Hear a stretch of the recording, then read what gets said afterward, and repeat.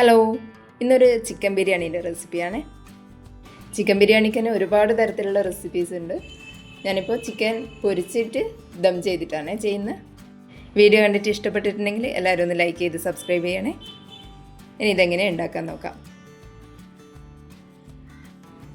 ആദ്യം ചിക്കൻ ഒന്ന് മാരിനേറ്റ് ചെയ്യാൻ വേണ്ടിയിട്ട് അതിൻ്റെ അകത്ത് 2 ടേബിൾ സ്പൂൺ കശ്മീരി മുളക് ചേർത്ത് കൊടുക്കുന്നുണ്ട്.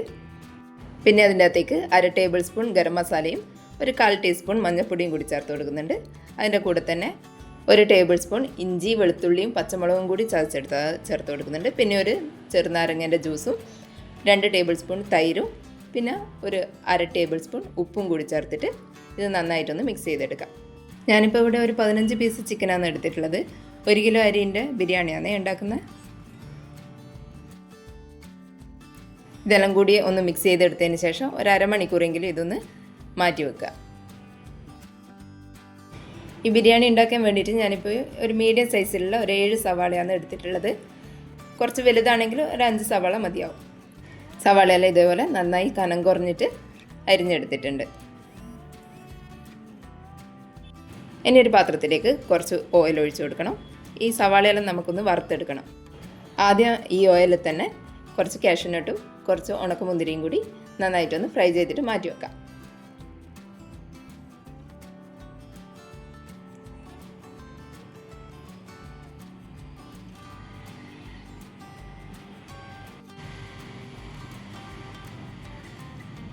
ഞാനിപ്പോൾ സവാള അരിഞ്ഞെടുക്കുന്ന സമയത്ത് ഒരു 3 സവാള വേറെ തന്നെയാണ് അരിഞ്ഞെടുത്തിട്ടുള്ളത്. അത് നമുക്ക് വറുത്തെടുക്കാൻ വേണ്ടിയിട്ടാണ്. അപ്പോൾ അത് ആദ്യം നമുക്ക് എണ്ണയിലേക്ക് ചേർത്ത് കൊടുക്കാം. ഇനി സവാള നന്നായിട്ടൊന്ന് വറുത്തെടുക്കണം. നമ്മൾ ഈ സവാള ഇട്ട് കൊടുത്ത് കുറച്ച് സമയം ഒന്ന് ഹൈ ഫ്ലെയിമിൽ വെച്ചിട്ട് തന്നെ വറുത്ത് കൊടുക്കാം. പിന്നെ അതൊന്ന് മീഡിയത്തിലേക്ക് മാറ്റി കൊടുക്കണം. കുറച്ച് നന്നായിട്ട് കളർ മാറി വരുന്ന സമയത്ത് ലോ ഫ്ലെയിമിൽ വെച്ചിട്ട് ഒന്ന് വറുത്തെടുക്കണം. അല്ലെങ്കിൽ പെട്ടെന്ന് കളർ മാറിപ്പോവും. ഏകദേശം ഈ ഒരു കളറിലായി വരുമ്പോൾ നമുക്ക് അതിൻ്റെ അകത്ത് കുറച്ചൊന്ന് മാറ്റി വെക്കാം. അത് ചോറിൽ ലാസ്റ്റ് ഇടാൻ വേണ്ടിയിട്ടാണ്. അതധികം കളറായി കഴിഞ്ഞാൽ ചോറിൽ വല്ലാത്തൊരു കളറായിരിക്കും. ബാക്കിയുള്ളത് മസാലയിൽ ചേർക്കാൻ വേണ്ടിയിട്ടാണ്. അതൊന്നുകൂടി ഏകദേശം ഈ കളറാകുന്നവരെ ഒന്ന് വറുത്തെടുക്കാം. ഇത് ചൂടാറുമ്പോഴേക്കും നന്നായിട്ടൊന്ന് കളർ മാറി വരും. അതുകൊണ്ട് ഈ കളറിൽ തന്നെ വേഗം ഒന്ന് കോരിയെടുത്തിട്ട് മാറ്റി വെക്കണം. ഇനി ഇതുപോലെ ഒരു പാത്രം എടുത്തിട്ടുണ്ട്. ഇതിൻ്റെ അകത്താണ് നമ്മൾ ചിക്കൻ പൊരിക്കുന്നതും മസാല തയ്യാറാക്കുന്നതും ദം ചെയ്യുന്നതും. ഇനി ചിക്കൻ പൊരിക്കാൻ വേണ്ടിയിട്ട് നമ്മൾ ഉള്ളി വറുത്തെടുത്തിട്ടുള്ള അതേ ഓയിൽ ഇതിൻ്റെ അകത്തേക്ക് ഒഴിച്ചു കൊടുക്കുക.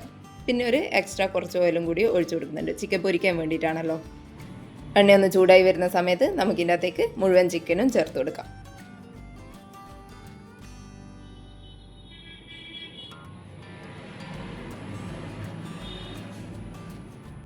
ചിക്കൻ ഇനി നന്നായിട്ടൊന്ന് ഫ്രൈ ചെയ്തെടുത്തിട്ട് മാറ്റി വെക്കണം. ഇനി അരിയൊന്ന് കഴുകിയിട്ട് കുതിരാൻ വേണ്ടിയിട്ട് വെക്കണം. ഞാനിവിടെ ഇപ്പം ജീരകശാല അരിയാണ് എടുത്തിട്ടുള്ളത്. നമ്മളിപ്പോൾ ബിരിയാണിക്കും നെയ്ച്ചോറിനും എല്ലാം ജീരകശാല അരി തന്നെയാണ് എടുക്കുന്നത്. ഇനി ഇത് നന്നായിട്ട് കഴുകിയിട്ട് ഒരു അരമണിക്കൂർ ഒന്ന് കുതിർത്ത് വെക്കുന്നുണ്ട്. അപ്പോഴേക്കും നമ്മൾ ചിക്കനെല്ലാം ഒന്ന് നന്നായിട്ട് ഫ്രൈ ആയിട്ട് വന്നിട്ടുണ്ട്. ചിക്കനെല്ലാം മാറ്റിയതിന് ശേഷം കൂടുതലുള്ള ഓയിലൊന്ന് മാറ്റി വെക്കുക. ഏകദേശം ഒരു 2 ടേബിൾ സ്പൂൺ എണ്ണയെല്ലാം അതിൻ്റെ അകത്ത് വെച്ചതിന് ശേഷം ബിരിയാണീൻ്റെ മസാല ഉണ്ടാക്കാൻ വേണ്ടിയിട്ട് നമ്മൾ ബാക്കി അരിഞ്ഞ് വെച്ചിട്ടുള്ള സവാള ഇതിൻ്റെ അകത്ത് ചേർത്ത് കൊടുക്കാം. ഇനി സവാള നന്നായിട്ടൊന്ന് വഴറ്റിയെടുക്കണം. ഓയിൽ അധികം ഉപയോഗിക്കേണ്ട എന്നുള്ളവർക്ക് 1 ടേബിൾ സ്പൂൺ എണ്ണ മാത്രം ചേർത്ത് കൊടുത്താൽ മതി. ഇനി ഇതിൻ്റെ അകത്തേക്ക് ഇഞ്ചിയും വെളുത്തുള്ളിയും പച്ചമുളകും കൂടി ചതച്ചത് ഒരു 2 ടേബിൾ സ്പൂൺ ചേർത്ത് കൊടുക്കാം. ഇനി അതും കൂടി നന്നായിട്ടൊന്ന് വഴറ്റിയെടുക്കാം. ഞാൻ ഇപ്പോൾ ഇതിൻ്റെ അകത്തേക്ക് ഉപ്പ് ചേർത്ത് കൊടുത്തിട്ടില്ല. ഞാൻ ഉള്ളി അരിയുമ്പം തന്നെ കുറച്ച് ഉപ്പ് ചേർത്തിട്ടാണ് അരിഞ്ഞെടുത്തിട്ടുള്ളത്. ഇനി ഇതിൻ്റെ അകത്ത് പൊടികൾ ചേർത്ത് കൊടുക്കണം. അതിന് വേണ്ടിയിട്ട് 1 ടേബിൾ സ്പൂൺ കാശ്മീരി മുളക് പൊടി, 1/4 ടീസ്പൂൺ മഞ്ഞൾപ്പൊടി, 1/2 ടേബിൾ സ്പൂൺ കുരുമുളക് പൊടി, പിന്നെ 1/2 ടേബിൾ സ്പൂൺ ഗരം മസാല കൂടി ചേർത്ത് കൊടുക്കുന്നുണ്ട്. ഇനി അതിൻ്റെ പച്ചക്കുത്തലൊന്ന് മാറുന്നവരെ നന്നായിട്ടൊന്ന് വഴറ്റിയെടുക്കുക.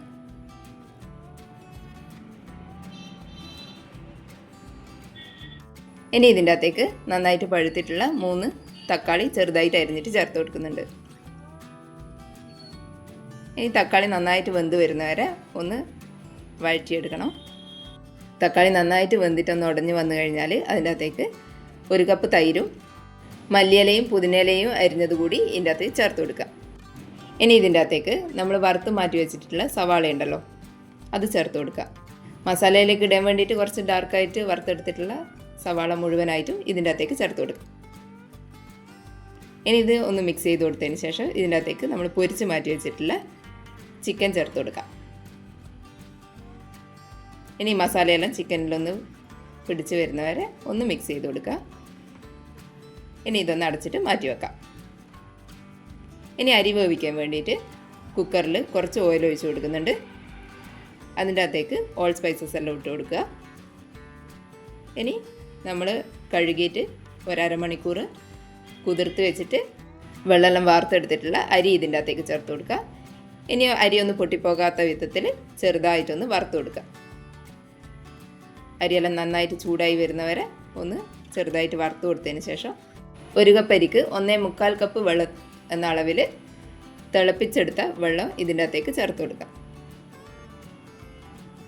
ഇനി ഒന്ന് മിക്സ് ചെയ്ത് കൊടുത്തതിന് ശേഷം ഇതിൻ്റെ അകത്തേക്ക് ഇഞ്ചിയും വെളുത്തുള്ളിയും പച്ചമുളകും ചതച്ചത് 1 ടീസ്പൂൺ ചേർത്ത് കൊടുക്കുന്നുണ്ട്. പിന്നെ ഒരു ചെറുനാരങ്ങൻ്റെ ജ്യൂസും 2 ടേബിൾ സ്പൂൺ ഉപ്പും കൂടി ചേർത്ത് കൊടുക്കുന്നുണ്ട്. ഉപ്പ് കുറച്ചൊന്ന് മുന്നിട്ട് വെക്കണം.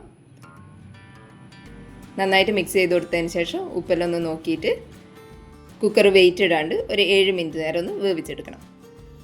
7 മിനിറ്റ് കഴിഞ്ഞിട്ട് ഫ്ലെയിം ഒന്ന് ഓഫാക്കുക. എന്നിട്ടൊരു 5 മിനിറ്റ് മാറ്റി വെച്ചതിന് ശേഷം ഇതൊന്ന് തുറന്നാൽ ചോറ് റെഡി ആയിട്ടുണ്ട്. ഇനി ഇതൊന്ന് ദം ചെയ്തെടുക്കണം. അതിന് വേണ്ടിയിട്ട് നമ്മൾ മസാല തയ്യാറാക്കിയിട്ടുള്ള പാത്രത്തിൽ ചോറ് കുറച്ചായിട്ട് ഇട്ട് കൊടുക്കുക. കട്ടകളൊന്നും ഇല്ലാണ്ട് നന്നായിട്ടൊന്ന് ഉടച്ചു കൊടുത്തിട്ട് ലെവൽ ചെയ്ത് കൊടുക്കുക.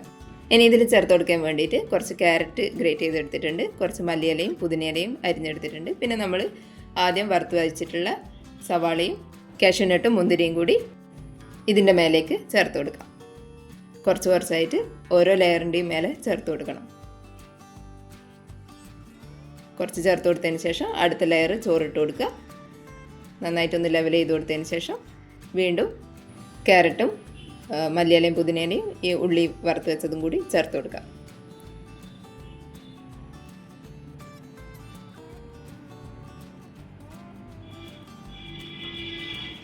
എല്ലാ ചോറും ഇതിൻ്റെ അകത്തേക്ക് ഇട്ടതിന് ശേഷം 1 കപ്പിൽ കുറച്ച് പാലെടുക്കുക. അതിൻ്റെ അകത്തേക്ക് കുറച്ച് മഞ്ഞൾപ്പൊടി ഒന്ന് കലക്കിയെടുത്തതിന് ശേഷം ഈ ചോറിൻ്റെ മേലെയായിട്ടൊന്ന് ഒഴിച്ചു കൊടുക്കുക. പിന്നെ ഇതിൻ്റെ അകത്തേക്ക് 1 ടേബിൾ സ്പൂൺ നെയ്യ് കൂടി ഒന്ന് ചേർത്ത് കൊടുക്കണം. പിന്നെ മേലെയായിട്ട് 1/2 ടേബിൾ സ്പൂൺ ഗരം മസാല എടുത്തിട്ട് ഇതിൻ്റെ മേലെയെല്ലാമായിട്ട് നന്നായിട്ടൊന്ന് വിതറി കൊടുക്കുക. ഇനി ഇതേപോലെ ഒരു ദോശക്കല്ലുമേൽ ഈ പാത്രം ഒന്ന് എടുത്ത് വെക്കുക. എന്നിട്ട് ഒരു അരമണിക്കൂർ നേരം ലോ ഫ്ലെയിമിലൊന്ന് ദം ചെയ്തെടുക്കണം. ഇനി ഈ പാത്രത്തിൻ്റെ അടുപ്പിൻ്റെ മേലെ എന്തെങ്കിലും ഒരു വെയിറ്റുള്ള ഒരു പാത്രം എന്തെങ്കിലും ഒന്ന് വെച്ച് കൊടുക്കുക. എയർ അധികം പുറത്ത് പോകാണ്ടിരിക്കാൻ വേണ്ടിയിട്ടാണ്. ഇനി ഇതൊരു അരമണിക്കൂർ നേരം ലോ ഫ്ലെയിമിൽ വെച്ച് കൊടുക്കുക. അതിനുശേഷം ഒരു മണിക്കൂറും കൂടി കഴിഞ്ഞിട്ട് തുറന്നിട്ട് ഈ ചോറെല്ലാം മേലേന്നൊന്ന് മിക്സ് ചെയ്ത് കൊടുക്കുക. വേണമെങ്കിൽ ഈ ചോറ് മേലേന്ന് മുഴുവനായിട്ട് മാറ്റിയിട്ട് വേറൊരു പാത്രത്തിലേക്ക് ഇട്ട് എടുത്തിട്ട് മിക്സ് ചെയ്ത് കൊടുക്കുക. അല്ലെങ്കിൽ ഒരു സൈഡിൽ നിന്ന് മാറ്റി കൊടുത്തതിന് ശേഷം നമുക്ക് അടിയിലത്തെ മസാലയും ചിക്കനും ഒരു പ്ലേറ്റിലേക്ക് ഇട്ട് കൊടുക്കുക. എന്നിട്ട് സൈഡിൽ നിന്ന് തന്നെ ചോറും കോരിയെടുക്കുക. നല്ല അടിപൊളിയായിട്ടുള്ള ബിരിയാണിയാണ്. എല്ലാവരും ഒന്ന് ട്രൈ ചെയ്ത് നോക്കണേ. വീഡിയോ ഇഷ്ടപ്പെട്ടിട്ടുണ്ടെങ്കിൽ ലൈക്ക് ചെയ്യാനും സബ്സ്ക്രൈബ് ചെയ്യാനും മറക്കല്ലേ. താങ്ക്